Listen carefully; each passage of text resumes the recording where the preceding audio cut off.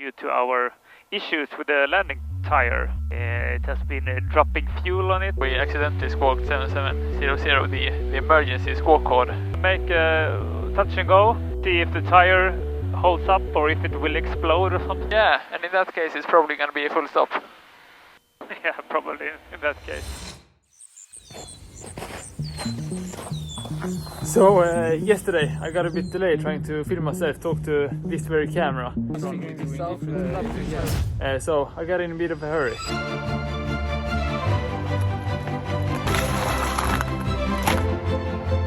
See, we had a meeting with a fellow co-owner to explain how to upgrade the software system in the avionics. And I won't bore you with the details, but it wasn't as straightforward as updating an iOS device, really.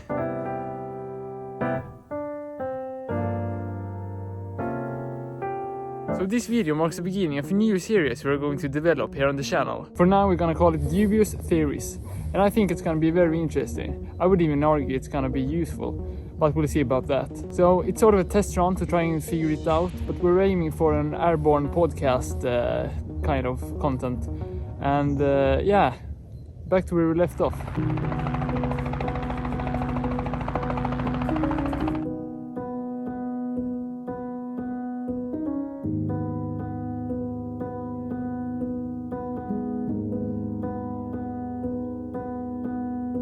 Saw you paint a picture of a face,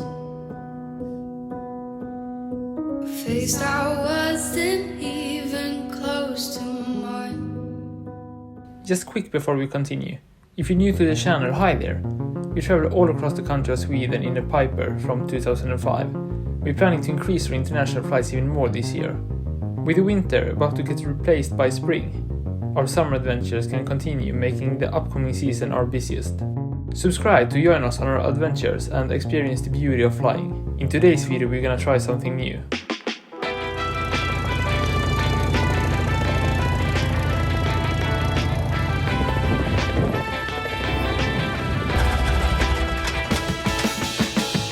Even though most things are digitalized these days, fuel still isn't, so we have to update fuel status as well, and then we are set to go.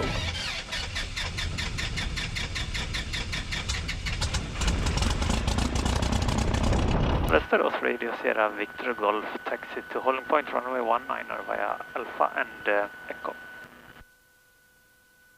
Okay, so we have calibrated the fuel stick to measure how much fuel we got in the tanks, in addition to the in-flight avionics. We have also updated the data system, which took a while, but we should be fine now. Yeah, so this morning was quite a rush. Okay, Echo is coming up. Holding point for runway 19er. This was time ago we did this, Elliot. Yeah, we haven't flown too much, only once this year so far. And before that it was Copenhagen. Victor Golf, contact Copenhagen, 124.555. Copenhagen on 124.555, Sierra Victor Golf. Slightly downhill here, I reduce the throttle and bring the aircraft to a stop. A short field takeoff, which means we take off with a second set of flaps, which will probably made us airborne a little bit earlier due to our issues with the landing tire. It has been dropping fuel on it, so we'll see how it turns out if we find out any vibration or something. We just accidentally pressed 7700 for Radio Sierra Victor Golf, lining up runway 19er, intention to leave VQs 1,500 feet or below. Final looks cleared, agree? Yeah, agreed, and runway as well. Västerås Radio Sierra Victor Golf, taking off runway 19er.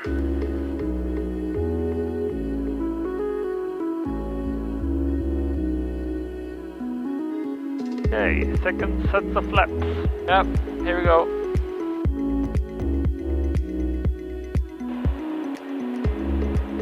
Airspeed alive, green gauges.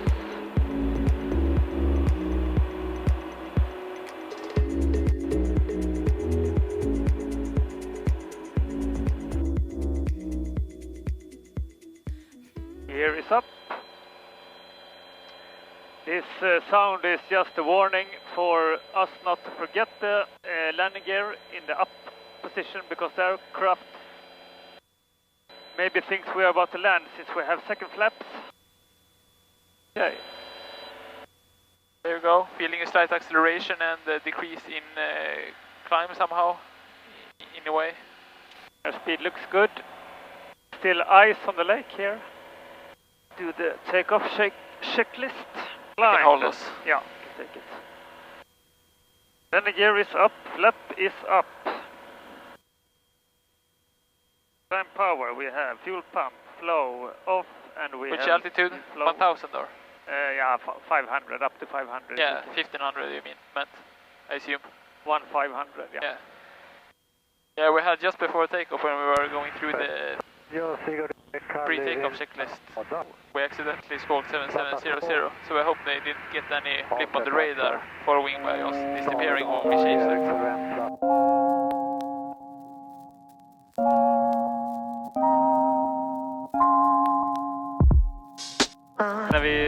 Innan vi startade, jag råkade springa 7700 en kort sekund på marken på transpondern bara. Okej. Ja, men då ska vi vidare befordra det, men det var bara ett misstag då. Jajamän, ursäkta.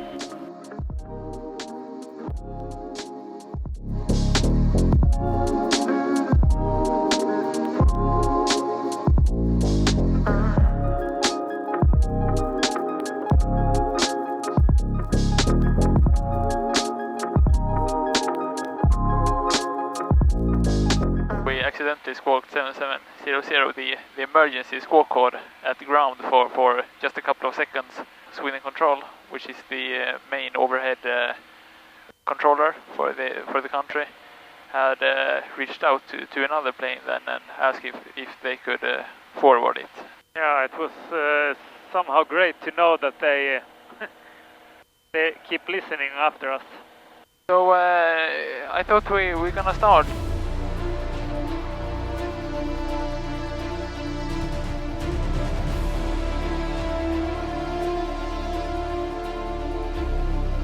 I have two things, just small things, I think have helped me quite a bit.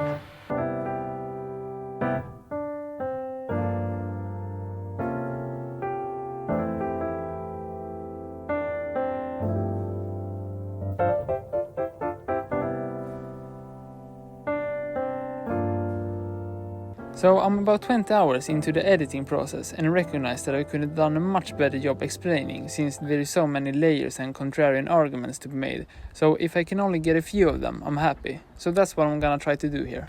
So the first thing is, especially in trading, but I found it working quite well in life in general, that it's important to have right for the right reasons and wrong for the wrong reasons.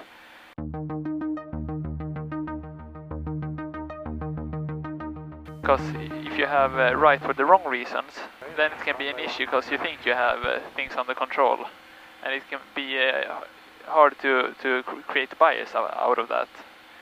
And also, if you're wrong, make sure it's for the right reasons, because if you do things by the right reasons in trading or in general, then you're probably more likely to succeed in the long term. So, being right for the right reason, or a good reason, that's self-explanatory, right? Right, wrong. No, in all seriousness though, I'm not so sure. The arguably hard part being to know what is the right thing to do is only one of the parts. In a way, I'll say that the outcome of a certain situation is not the deciding factor in which the decision was good or bad, only if it was the right or wrong, or to make it easier, if it was working or not working decision for that specific instance. Not financial advice, but putting on a blindfold, throwing darts at the list of stocks and then investing all capital in that one stock on leverage is probably not considered to be a good decision. If the alternative, however, was to take the $100 bills instead of paper in the printer, I'd rather do the first. Point is, even if the dart somehow hit a true home run and generated a fortune, I would not consider that to being a good idea. Again, compared to a better one. Even some bad ideas sometimes works, and vice versa. I'm looking for the pylon, do you see it? No? Yeah, it's over there. Just to the... Okay, you have it. Yeah. Yeah, the second thing, this isn't fully developed theory yet, so therefore it is only a theory.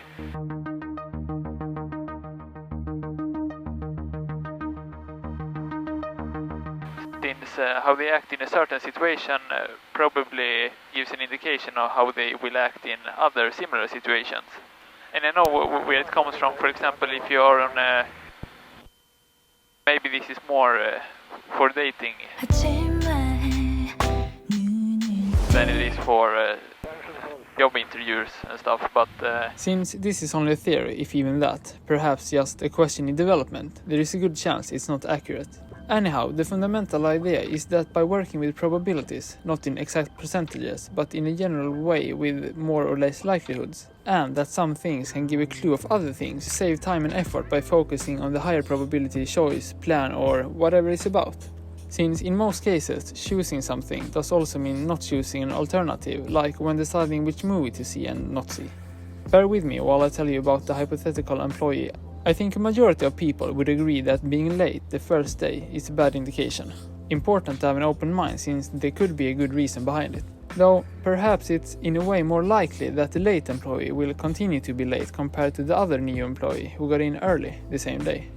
How likely is it that he's only late about once a year and that day happened to be on his first day? He could have gotten stuck in traffic, but could also have woken up earlier or planned for unforeseen events. But yeah, events still happen. Moving on to the theory, the late employee now being late 11 times the last month, missed 5 meetings.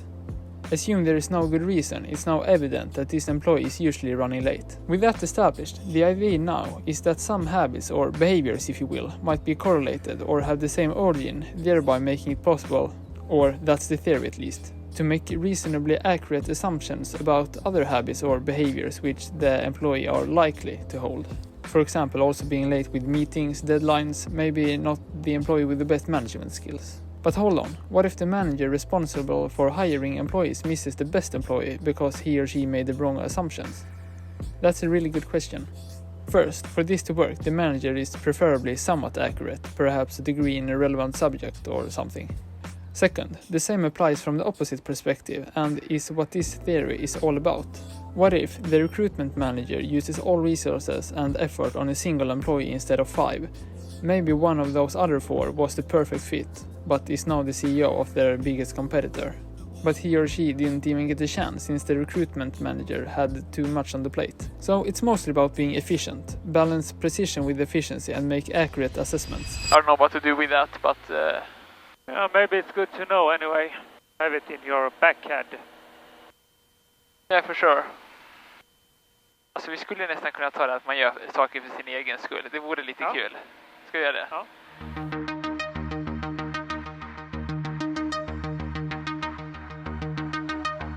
Take another thing that's more...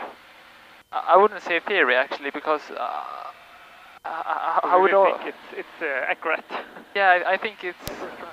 Obviously people who are wrong think they are right, but I think it might...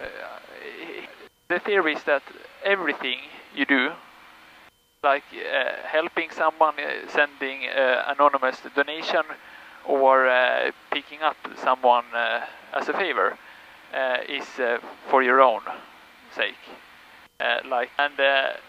With that being said, of course, benefiting someone else or the world in general, it's I would say a good thing to do.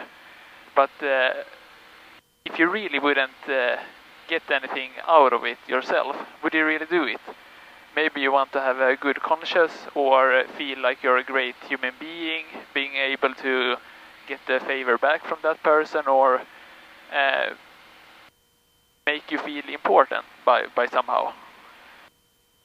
And we have had we have actually talked about this with other people a few times and have a couple of interesting reactions by some, of course.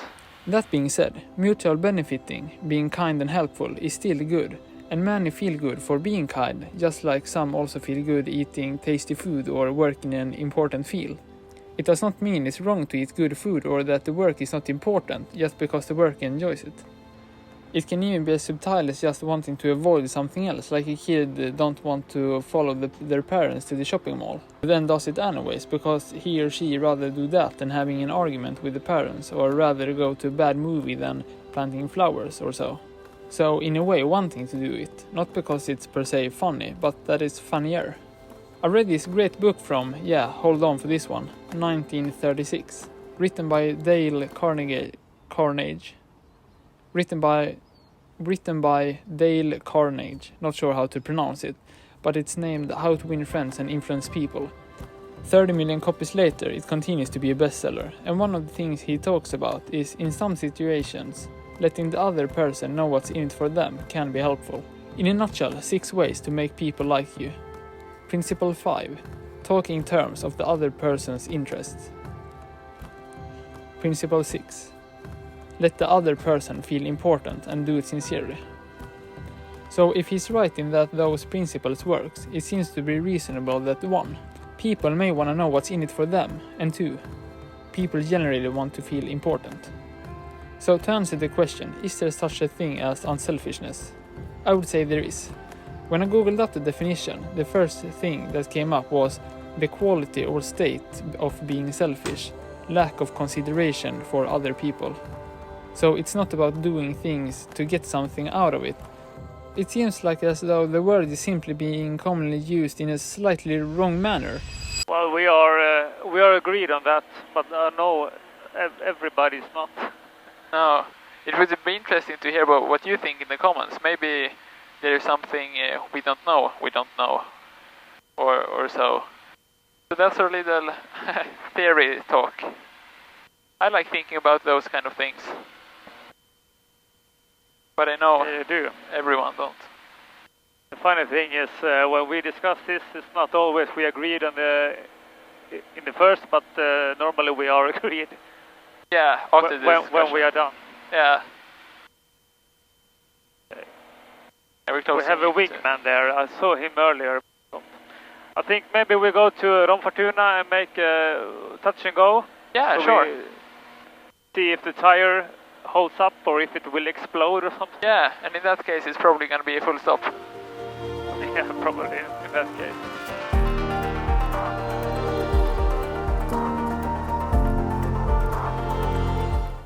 See the field straight ahead.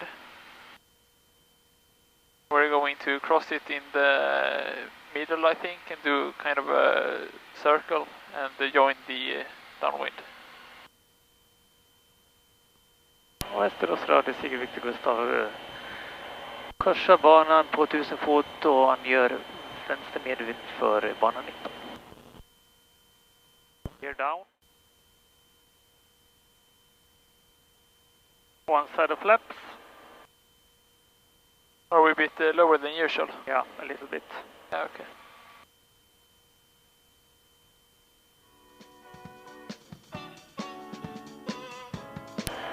Vi ska ta vänster bas för banan 19. Touch and go. This is a really low approach. Yeah. Landing light. Come on.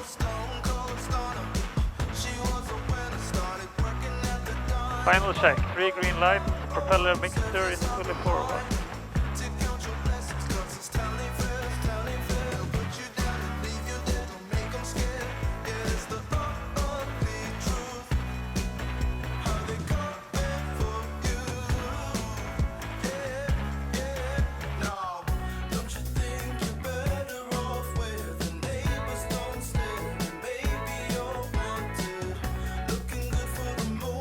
I can definitely feel it. Yeah.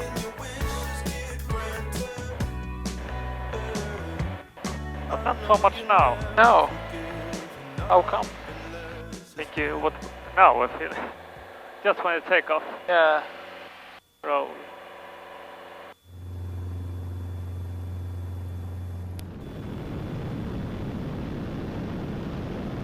Västerås radio, Sigurd Victor Gustav startar en bana 19 och lägger mig vänster varv.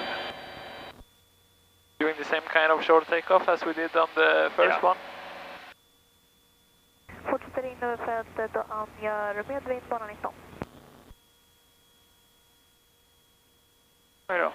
Vart är hon då? Yeah, do an extra circle, I think. Yeah, take an extra warp here because I don't see her. No, and she should join by straight over the runway, right? You know, Zoom in on the chart here a bit. it was from the left holding. Yeah, we have one there to the right. Yeah, now she's joining that Have you had any direct contact with her? on the radio. Yeah, No, not yet. okay. But we can do it if we don't see her. Yeah, that one. I see her. Okay. Yeah, I see her as Ja, well. Sigge Victor Gustav anger också medvinden för 19 bakom trafiken som vi har i sikte. Take the gear down. Recognition light. I lost her. Yeah, but I think she has passed her left wing, so. Yeah, she's almost on the threshold. Yeah, okay.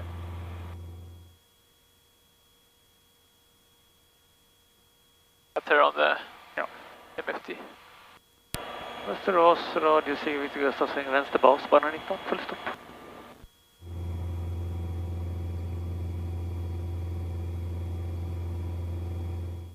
Okay, I see her now over the runway. Västerås, Sigge Victor Gustav, final, bana 19, full stopp. Landing light. On.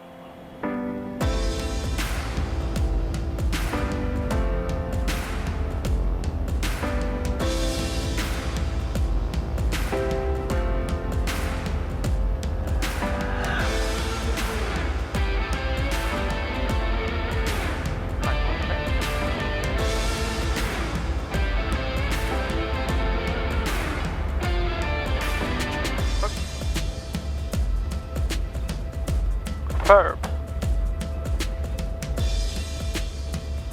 Tell some of the vibrations. Yeah. Yeah. That's one way to put it.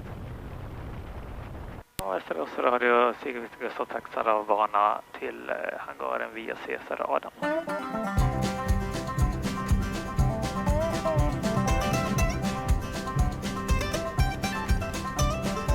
Good.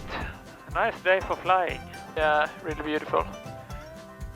Thank you, viewers, if we got any, which we hopefully did, at least a few. If you liked the video, feel free to leave a like. Just a gentle touch, doesn't have to be fast. I can't stay. No, I always gotta go.